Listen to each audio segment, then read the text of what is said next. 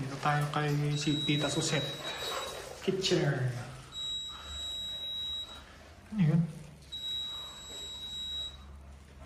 Tagal ah. Andito tayo sa lugar ni Tita Suset. Maluwag, di ba? Maluwag. Pagpasok mo ito. Ito, damit siguro tong mga to. Damit to. Ayoko na buksan. So, kitchen, table. Austin na! Tapos, siguro kwarto to. Kwarto. CR. Dalawang couch. Malaking table, oh. Table dito. Tapos couch pa ulit. Tara guys, labas tayo.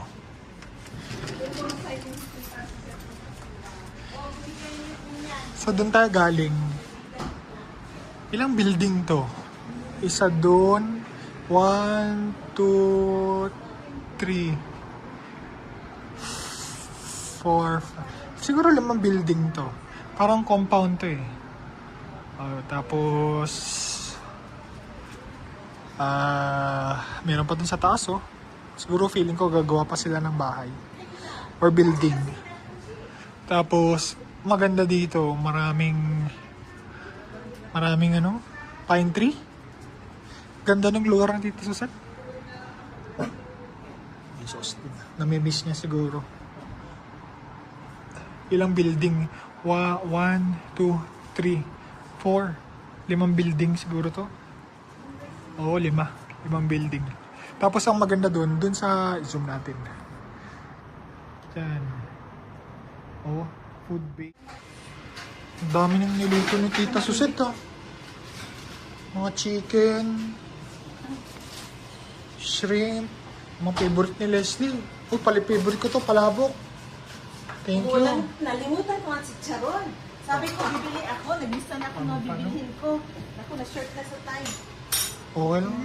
Dami. Okay na yan. Diyos ko, nakakayangan. No, it's okay. Wala sa chicharon. Ay, ube ano mo, oh, nandun oh. Paulit-ulit mo daw kasing sinasabi ube kay Tita Suset eh. Sabi ko, hala ka, bumili si Tito Set ng ube. Ayun, ube kay. Paulit-ulit siya kasi sinasabi. No, it's okay. At least, may dessert tayo. May dessert. Dami nating take out ah. Wala mo. Yan, kita mo nga ulit. Paano? Bilis oh. Ayun lang. Itlog. 1, 2, 3, go. Wow! Amazing. Saan ba kasi na Ponchi? Shush! Message mo. Sinabi ko lang dito na tayo. Mamaya pa yun siguro. May palabok. Sa! Nagugulo ka na naman. Di mo naman bahay to eh. Kamali ka. Kawin na tayo guys. Sarap. Bulalo. Ooh! Sarap. Oh, what a nice. Natin ang sabaw. Sarap. Musok pa. Alam ko nga, hindi na tayo Sarap ng cake. Ube with ano? Leche plan.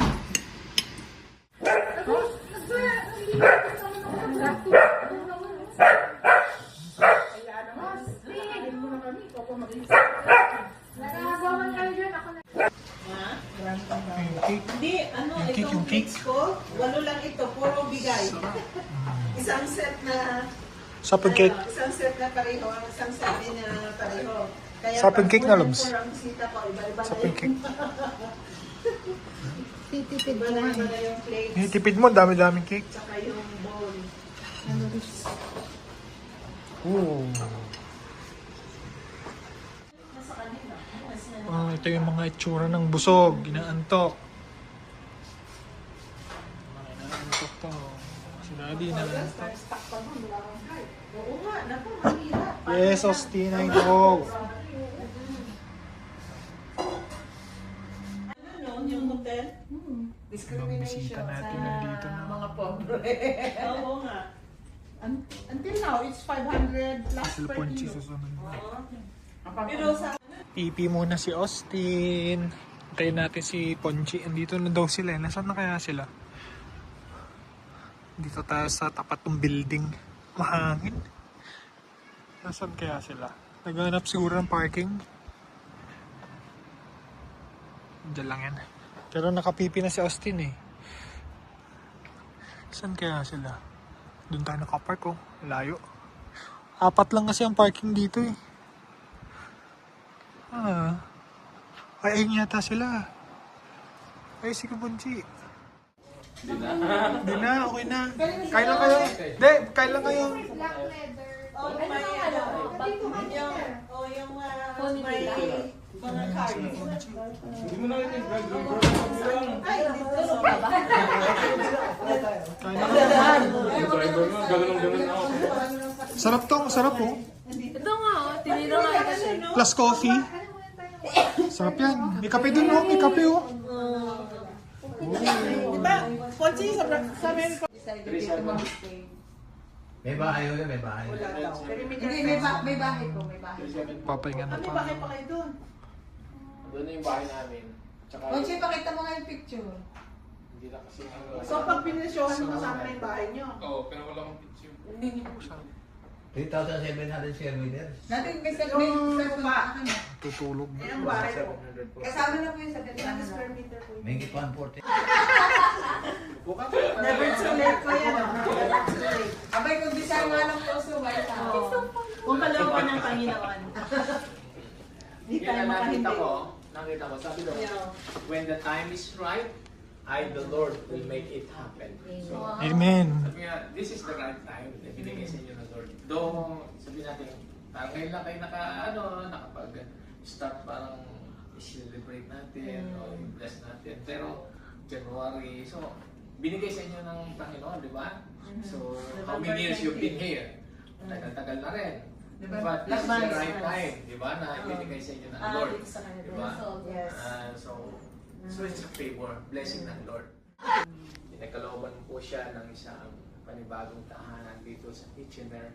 Father God, this is your blessing na though ngayon lang po nangyari, but there's a time for everything. At ito po yung panahon na pinagkaloob po sa kanya ang tahanan ito. Sa hindi po namin ito tinatalaga. We dedicate this house sa iyo, Panginoon, at ang dalangin po namin na tahanan ito po ay patuloy na maging tahanan na kapayapaan, kagalakan, and every person, every people na papasok po sa lugar nito. Lord, yung blessing mo po mararamdaman at mararamdaman po yung pagpapala mo, lalo na po sa buhay po ni Ate Suzette. Pinagpala mo po siya ng kalakasan. Lord, you give her the ability to do this well. Ikaw po nagbigay nito, ikaw po yung nagkaloob nito. Kaya sa iyo po namin nagpapasalamat ang lahat. Ang kabutihan mo, katakilaan mo po sa buhay po niya. Salamat po. Lord, we pray for good health po kay Ate Suzette na sa bawat araw, sa pagpasok po niya sa trabaho, ikaw po yung palaging mag-iingat. Protect her, Father God, na sa araw-araw po, lagi mo po siyang ingatan at sasamahan, ano man po yung kanyang ginagawa sa trabaho man, sa pag-drive man, papaalis, papuntang trabaho, pabalik. Lord, ikaw po yung mag-iingat po sa kanya. Maraming pong salamat dahil ikaw po rin po yung nag-provide ng lahat ng pangailangan niya at kailanman hindi po siya magkukulang because you are our good Father na source ng lahat, Panginoon. Maraming pong salamat. Salamat, ikaw po yung aming good shepherd, good provider. Lahat, you are all in all. Wala na nga po talaga kaming hahanapin. Yes, ikaw po yung Diyos na mabuti. Kaya maraming pong salamat. Salamat po, maging sa pamilya po, ni Kuya Paul, Ate Letty, kay Leslie, kay Ale. Salamat po sa buhay po ng pamilya ito. Salamat po na kami po yung muli kasama-sama.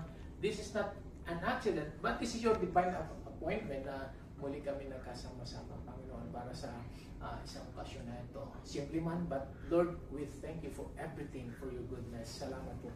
Lord, ingatan mo rin po ang pamilya nila, ang Kuya Boy sa kanila pong pagbibiyahe sa saan man po sila naroon. Lord, sa kanila pong pag-stay rito, salamat po, na-enjoy po nila, Lord, everything that you have given them, Father God. You bless them with so much. Kaya kami po nagpapasalamat po sa inyo. Salamat din po sa trabaho ni Leslie Alan. Salamat po sa kanilang mga mabubuti at magagandang trabaho na pinagkaloob po sa kanila. Salamat po. Salamat po sa buhay po na aming mga anak po, JC, Hannah. Salamat po sa buhay nila, Panginoon, for blessing them, Father God.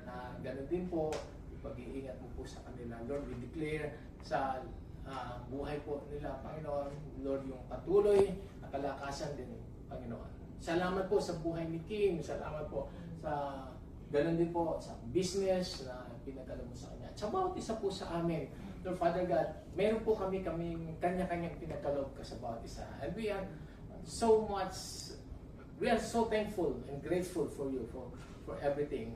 Dahil ikaw pong Panginoon ang nakaloob mo sa amin. Lord, pinagpapasalamat namin ang katapatan mo po sa buhay po namin. You are so faithful, God. Kaya salamat po sa lahat ng ito. Salamat po, and we declare, Lord, yung buhay po ng bawat isa na maging pagpapala rin po sa iba.